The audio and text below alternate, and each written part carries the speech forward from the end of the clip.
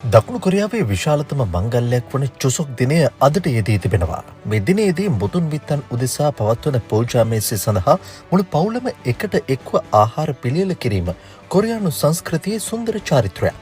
එවැනි එක් නිවසක පරම්පරා 3ක් සතුටු සිනා මැද උත්සව ආහාර සූදානම් කරන අයුරු දැකගත හැකි වුණා. සියා සහ මිනිබිරිය එකට එක්ව සොන්ජොන් නම් සාම්ප්‍රදායික රසකැවිලි සාධන අතර ආච්චි අම්මා ඔවුන්ව දිරිමත් කරනවා.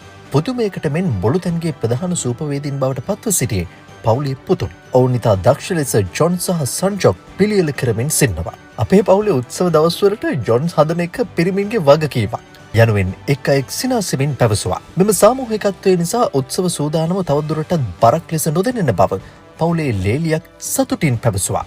චුසොක් දිනයට පෙර දිනේදී සාම්ප්‍රදායික වෙළඳ පොළවල් පූජා මේසයට අවශ්‍ය ද්‍රව්‍ය මිලදී ගැනීමට පැමිණි ජනතාවගෙන් පිරී ගොස් තිබුණා. විශේෂයෙන්ම නව අස්වැන්නේ සහලින් සොන්ජොන් සාධන රසකැවිලි අලවිසල් වසරේ කාර්යබහුලම දිනය ගත කළා. ගම්බින් බලා යන ජනතාවගෙන් ගුවන් තොටුපළවල්ද ඉතා කාර්යබහුල වුණා. ජේජු ගුවන් තොටුපළ වෙත දිනකට 50,000කට ආසන්න මගීන් පිරිසක් පැමිණෙමින් ඉන්නවා. නිවාඩුව සඳහා නිවසට පැමිණි හමුදා සේවයෙන් නිම කළ තරුණයෙකු තම මවට හමුදා සම්ප්‍රදායට අනුව සන්ධ්‍යා වාර්තාව ලබා දෙමින් විහිළුවෙන් ඇයව පිළිගන්නා දර්ශනය බොහෝ දෙනාගේ මුවඟට සිනහවක් එක් කළා. බොහෝ කලකට පසු පවුලේ අයත් එක්ක එකට චුසොක් සමරන්න ලැබීම සතුටක්.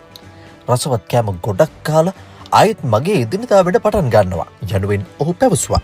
මෙම දීර්ඝ නිවාඩු සමය පවුලේ සෙනෙහස අලුත් කර වසරක් පුරා පැවති වෙහෙස නිවා ගැනීමට කොරියානු ජනතාවට කදිම අවස්ථාවක් උදා කර තිබෙනවා.